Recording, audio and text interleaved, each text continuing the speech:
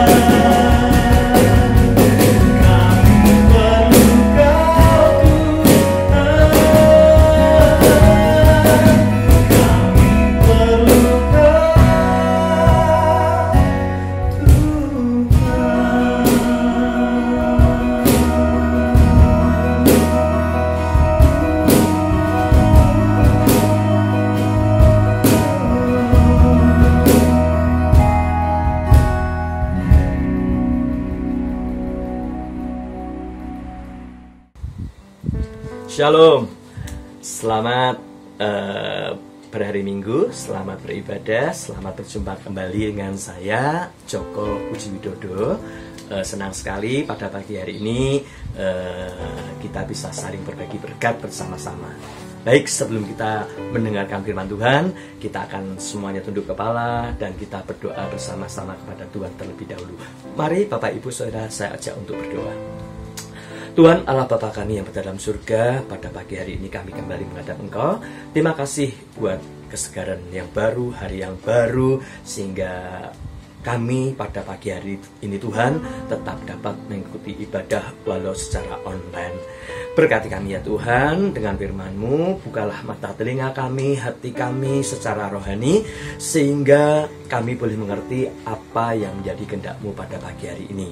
Kami siap mendengarkan Tuhan, dan hanya di dalam nama Tuhan kami Yesus Kristus kami alaskan doa kami ini. Mari kita sama-sama kita katakan amin. Terima kasih Bapak Ibu Saudara yang saya kasihi. Firman Tuhan pada pagi hari ini mengambil tema Tuhan Yesus segalanya bagiku. Ya, Tuhan Yesus segalanya bagiku. Firman Tuhan yang mendasari untuk tema pada pagi hari ini yaitu saya ambil dari kitab Yohanes, ya, kitab Yohanes pasal 15 ayat 1 sampai dengan ayat 8, ya. Yohanes pasal 15 ayat 1 sampai dengan ayatnya yang ke-8. Judul perikopnya adalah pokok anggur yang benar. Akulah pokok anggur yang benar dan Bapakulah pengusahanya. Setiap ranting padaku yang tidak berbuah dipotongnya, dan setiap ranting yang berbuah dibersihkannya, supaya ia lebih banyak berbuah. Kamu memang bersih karena firman yang kukatakan kepadamu. Tinggallah di dalam aku, dan aku di dalam kamu. Sama seperti ranting tidak dapat berbuah dari dirinya sendiri kalau ia tidak tinggal pada pokok anggur. Demikian juga kamu tidak berbuah jikalau kamu tidak tinggal di dalam aku.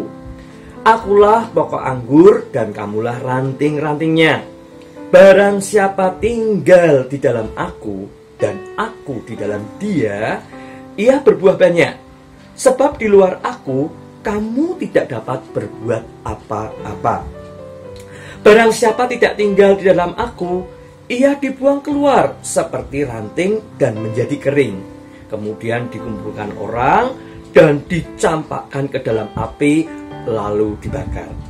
Jikalau kamu tinggal di dalam aku dan firmanku tinggal di dalam kamu, mintalah apa saja yang kamu kehendaki dan kamu akan menerimanya. Dalam hal inilah Bapakku dipermuliakan, yaitu jika kamu berbuah banyak, dan dengan demikian kamu adalah murid-muridku. Nah, Bapak Ibu Saudara yang saya kasihi, bicara mengenai pokok anggur bukan sesuatu hal yang baru. Tentu kita sudah sering mendengarkan akan cerita ini saat kita sekolah minggu, bahkan sampai dengan pada pagi hari ini. Pada suatu ketika saya pernah bepergian ke tempat sebuah perkebunan anggur, ya, dan saya sangat senang sekali. Ternyata ketika panen anggur, ya, buah anggur itu begitu melimpah, begitu menyenangkan dilihat, itu saya sangat senang sekali, ya. Nah, kebetulan pada waktu saya pergi ke tempat itu, namanya di perkebunan anggur di daerah Pulau Bali, Bapak Ibu Saudara, tepatnya di daerah Buleleng. Buleleng itu wilayah Bali bagian utara, ya. Kota yang besar di bagian utara Bali adalah namanya kota Singaraja. Nah, tidak jauh dari situ, di daerah Buleleng ada perkebunan anggur. Nah, saya pada waktu itu dengan teman-teman ke sana, dan kemudian tentunya kita masuk membayar tiket, terus masuk ke arena perkebunan anggur. kita boleh memetik anggur sepuasnya, lalu kemudian nanti kita akan timbang, ya, lalu kemudian beratnya berapa dan kita boleh bawa pulang anggur tersebut. Kita bebas memilih, bebas memetik dari kebun anggur yang sangat begitu luas sekali, ya. Baik. Nah, tentunya kalau melihat anggur yang berbuah dan sangat menyenangkan, ya, tentunya itu semuanya adalah melalui proses, Bapak Ibu, ya, melalui proses bagaimana buah anggur itu bisa menjadi buah yang sangat menyenangkan, buah yang sangat-sangat setiap orang ingin menikmatinya. Nah, pokok anggur sebetulnya melambangkan kehidupan kita, ya, melambangkan kehidupan kita, Bapak Ibu, di mana kita tidak bisa, ya, terpisah dari Tuhan, karena Tuhan Yesus adalah segalanya bagi kehidupan kita, ya. Dua hal di sini, ya, tentang melambangkan pokok anggur. Yang pertama yaitu kita ini bergantung sepenuhnya kepada Tuhan, ya. Kita bergantung sepenuhnya pada Tuhan. Itu yang pertama. Kenapa? Saya ambil, ya, Bapak Ibu Saudara, ini sebuah, anggap saja ini anggur, ya, Bapak Ibu, ya. Ini bukan anggur, ini tanaman daun salam. Saya ambil dekat rumah, ya. Nah, karena tempat saya tidak ada anggur, maka saya pakai daun salam ini saja. Nah, ini yang namanya pokok, ya, Bapak Ibu, pokok, dan ini adalah rantingnya. Dan nantinya anggap saja ini buah anggur, ini pokoknya, batangnya, ya, lalu ini rantingnya, ada daun-daun, dan akhirnya nanti akan menghasilkan buah. Nah, kita bergantung sepenuhnya kepada Tuhan. Ranting ini, ya, ranting ini, Bapak Ibu, ya, ranting ini tidak dapat tumbuh sendiri. Dia mendapatkan makanan, lebih tepatnya sari-sari makanan dari pokok ini, dari batang ini, ya, dari batang ini. Nah, batang ini dari mana? Dia dari tanah, ya. Dia dengan menghisap sari-sari makanan yang ada, kemudian diproses secara ilmu tumbuhan, ya, botani, ya. Lalu kemudian jadilah sari-sari makanan, diedarkan ke seluruh bagian tubuh atau seluruh bagian dari tanaman pohon ini. Nah, sehingga akhirnya bisa tumbuhlah daun, tumbuhlah bunga, dan tumbuhlah buah. Nah, karena ini menempel, Bapak Ibu, ini melekat, ya, ini melekat sehingga bisa terjadi proses sampai menghasilkan buah. Coba Bapak Ibu, ya, jadi dalam kehidupan kita itu sama, ya, selama kita melekat hidup di dalam Tuhan, Bapak Ibu, ya, selama kita melekat hidup di dalam Tuhan, kehidupan kita diisi dengan firman Tuhan, kehidupan kita diisi dengan kehidupan yang sesuai dikehendaki oleh Tuhan, ya, maka yang terjadi kita mengalami proses pertumbuhan, ya. Kita mengalami proses pertumbuhan, Bapak Ibu, ya, dari sekolah minggu waktu kita masih kecil sampai saat sekarang ini kita tuh mengalami proses pertumbuhan, ya. Semakin kita semakin dewasa, maka, ya, semakin bertumbuhlah kehidupan, bukan hanya secara fisik kita, tapi bertumbuhlah kedewasaan kerohanian kita. Bagaimana kita bersikap, bertutur kata, berpikir, berbuat, itu menunjukkan tingkat kedewasaan. Nah, kedewasaan tentunya dalam hal ini kedewasaan kerohanian kita. Kita bisa menjadi dewasa, bisa bertumbuh dalam iman kita, tentu karena kita melekat pada Tuhan, menempel pada Tuhan, sehingga kita bertumbuh dan menghasilkan buah. Yang kedua, Bapak Ibu, ya, di luar Tuhan, ya, di luar Tuhan kita tidak dapat berbuat apa-apa, ya. Di luar Tuhan kita tidak dapat berbuat apa-apa. Ini pokok dan ini ranting atau carang, ya. Ini saya patahkan, Bapak Ibu. Nah, terpisah, ya, tidak menempel, ya, tidak menempel, ya, terpisah, ya, terpisah, ya. Bagaimana ini bisa bertumbuh lagi, Bapak Ibu? Tentu tidak bisa. Ini akan menjadi kering, ini akan menjadi mati, ya, menjadi kering, tidak berguna, diambil orang dan dibakar, ya, mati. kehidupan seseorang bisa terjadi seperti ini.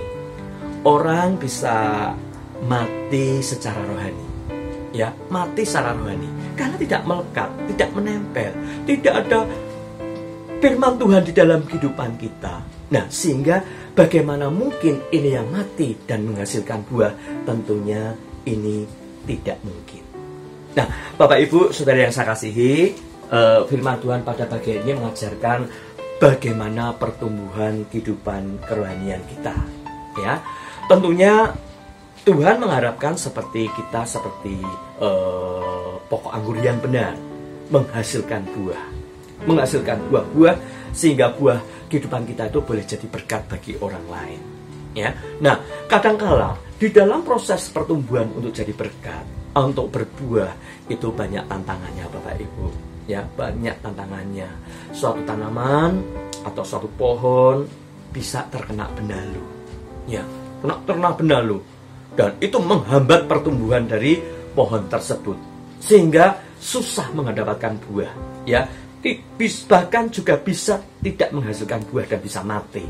Nah, demikian juga dengan kehidupan kita, Bapak Ibu. Kita pun bisa tertempel benalu. Benalu apa, Bapak Ibu? Nah, benalu misalnya sesuatu yang tidak berkenan di hadapan Tuhan. Mungkin sifat-sifat kita yang tidak dikehendaki Tuhan. Kita masih punya perasaan iri, dengki, kebencian, dendam, atau hal-hal yang lain yang tentu Tuhan tidak berkenan atas kehidupan kita, sehingga kita tidak menghasilkan buah. Nah, beda ya Bapak Ibu ya.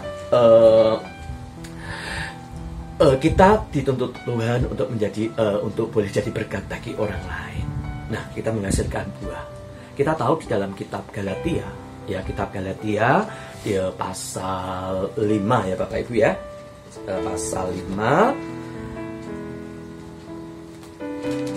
Ya Bapak Ibu ya, kitab Galatia ya, di dalam pasalnya yang ke-5 ayat 22 sampai dengan 23 ya. Galatia pasal 5 ayat 22 sampai dengan 23 itu berbicara mengenai buah roh ya Bapak Ibu ya dan Saudara. Tetapi buah roh ialah kasih, sukacita, damai sejahtera, kesabaran, kemurahan, kebaikan, kesetiaan, kelemah lembutan, penguasaan diri. Itu terpancar dalam kehidupan kita Bapak Ibu Saudara, dalam kehidupan sehari-hari, dimanapun kita berada, kapanpun kita berada, karena kita mengalami proses pertumbuhan dan kita menghasilkan buah, dan buah itu jadi berkat bagi orang lain. Kehidupan kita seringkali diperhadapkan dengan situasi yang sulit Bapak Ibu. Kita ditempa, kadang kita dituntut ke sabar, ya, sabar. Bahkan pengendalian diri, kita dituntut supaya kita tidak tersulut mudah emosi, ya. Kita perlu adanya pengendalian diri kita. Banyak hal yang ada dalam buah ini Bapak Ibu Saudara bisa pelajari ya, apa saja buah itu tadi.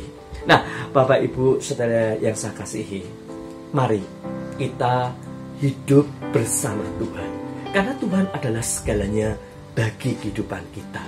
Kita harus menempel pada Dia, kita harus bersatu dengan Dia, ya, sehingga semua kehidupan kita adalah berkat-berkat dari Tuhan. Terima kasih Bapak Ibu. Akan saya tutup firman Tuhan pada pagi hari ini, yaitu dengan ayat firman Tuhan yang saya ambil dari kitab Kolose 3 ayat 23. Ini ayat favorit saya, ayat emas saya, yaitu ketika dulu saya punya handphone masih jadul Bapak Ibu ya. Nah, handphone ini kalau saya hidupkan, maka akan keluar tulisan Kolose 3 ayat 23 yang berbunyi adalah, apapun yang kau perbuatlah segenap hatimu seperti untuk Tuhan, ya.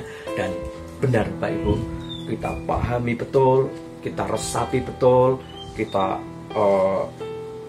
tanamkan betul, apapun yang kita lakukan, Bapak Ibu bekerja, saudara sekolah, kuliah, ibu Ibu mengerjakan pekerjaan di rumah atau hal-hal apapun yang Bapak Ibu lakukan, semuanya adalah untuk Tuhan dan bukan untuk manusia.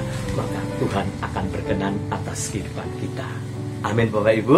Demikian firman Tuhan pada pagi hari ini. Mari kita bersama-sama berdoa kepada Tuhan. Mari kita berdoa.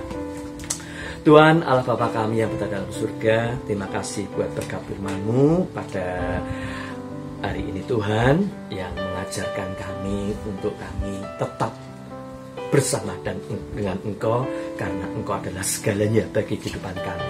Kami tidak bisa hidup tanpa Engkau. Oleh karena itu Tuhan, tuntun dalam setiap langkah kehidupan kami. Dan apa yang kami lakukan semuanya adalah untuk memuliakan Engkau. Terima kasih Tuhan, terima kasih. Tanamkan firman-Mu ini dalam diri kami, dan boleh kami wujudkan dalam setiap kehidupan kami sehari-hari. Terima kasih Tuhan. Akhirnya kami serahkan diri kami semuanya dalam tangan-Mu, dan hanya dalam nama Tuhan kami Yesus Kristus kami alaskan doa kami ini. Amin. Terima kasih. Tuhan memberkati kita semua. Amin. Shalom Bapak Ibu Saudara yang terkasih, saya akan menginformasikan kegiatan selama sepekan. Untuk doa pagi akan diadakan setiap hari Senin sampai hari Sabtu pukul 5 sampai 6 pagi melalui akun Instagram GM Majapahit secara streaming. Untuk persekutuan doa malam online akan diadakan setiap hari Senin dan hari Selasa pada pukul 7.30 sampai jam 8 malam melalui aplikasi Zoom. Untuk laporan keuangan GM Majapahit, untuk yang dari berulang tahun selama 1 minggu ini adalah saya mengucapkan selamat ulang tahun untuk yang dari berulang tahun. Yeay! Dan jangan lupa untuk ikuti akun Instagram GM Majapahit, Facebook GM Majapahit, dan YouTube GM Majapahit. Terima kasih, banyak berkati. Berbahagialah setiap orang yang dengar-dengaran akan firman Tuhan, karena firman Tuhan itu menjadi pelita bagi kakinya dan menjadi suluh bagi jalan hidupnya. Dan sungguh kita telah diberkati dengan kebenaran firman Tuhan.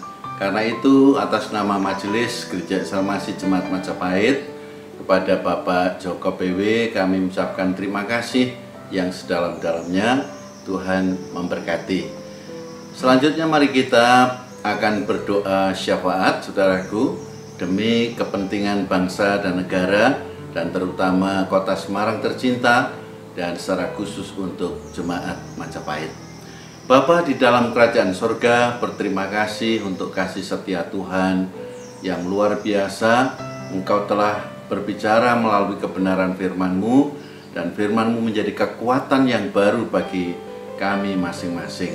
Berkati hamba-Mu Bapak Joko PW yang telah menjadi saluran berkat tersampainya firman Allah kepada jemaat Gereja Salmasi Majapahit, sehingga menjadi kekuatan dan menumbuhkan pengharapan yang baru. Kami berdoa untuk Indonesia. Tuhan memberkati Indonesia. Kiranya Indonesia akan bertumbuh dalam keadaan yang semakin baik, terutama kesehatan, dan juga bertumbuh dalam kerjasama yang baik. Dan kami percaya Tuhan, Engkau sangat luar biasa kepedulian-Mu terhadap Indonesia ini. Engkau selamatkan mereka Bapa, sehingga mereka mengalami kasih Tuhan dan mereka boleh beribadah kepada Tuhan. Kami juga berdoa untuk pimpinan negara ini, dari presiden, wakil presiden, para menteri, dan para pejabat teras. Kami percayakan kepadamu kiprah beliau-beliau itu luar biasa. Karena itu patut Tuhan kami mempercayakan beliau-beliau ke dalam tangan-Mu. Memberkatilah Bapa, sehingga pekerjaan dan tugas serta karya dari para pemimpin untuk Indonesia sangat dirasakan. Kami berdoa untuk kota Semarang, memberkati kota Semarang dengan segala keindahannya, terutama persatuan gereja-gereja, dan memberkati mereka, para pendeta, para gembala jemaat, hingga mereka menjadi tim yang solid untuk bisa melayani Engkau. Kami juga berdoa untuk jemaat Majapahit, khususnya mereka yang akan mengaturkan persembahan kepadamu, baik persembahan syukur, juga persembahan persepuluhan. Engkau memberkati. Kami bersyukur untuk para kasubit dan juga para diakan yang bekerja sama, yang begitu kuat Tuhan, ibadah dan pengiringannya kepada Tuhan. Engkau memberkati. Setiap pribadi dibuatnya menjadi berhasil. Kami juga menyerahkan ibadah selanjutnya ke dalam tangan-Mu. Kiranya Tuhan akan memberkati setiap pribadi yang setia dan yang merindukan jamahan tangan Tuhan. Kami serahkan doa ini ke dalam tangan-Mu. Di dalam nama Tuhan Yesus kami berdoa. Mari kita akhiri ibadah ini dengan penuh ucapan syukur. Karena itu dipersilahkan saudara-saudara mengangkat tangan di hadapan Tuhan. Mari kita percayakan aktivitas kita kepada Tuhan. Maka Bapak Ibu Saudaraku yang dikasihi Tuhan, kembalilah kau kepada aktivitasmu dan rencana kerjamu pada hari ini, esok dan yang akan datang. Biarlah wajah Allah menyinari engkau di siang dan malam, dan kau tetap bersinar dalam segala situasi dan keadaan. Dan kiranya kasih Kristus berdiam di dalam hatimu, rumah tanggamu, segala pekerjaanmu dibuatnya menjadi berhasil. Dan biarlah Roh-Nya yang kudus akan memimpin, memelihara, menghibur mulai saat ini hingga Maranatha, Tuhan Yesus datang kembali pada kali yang kedua. Haleluya. Amin.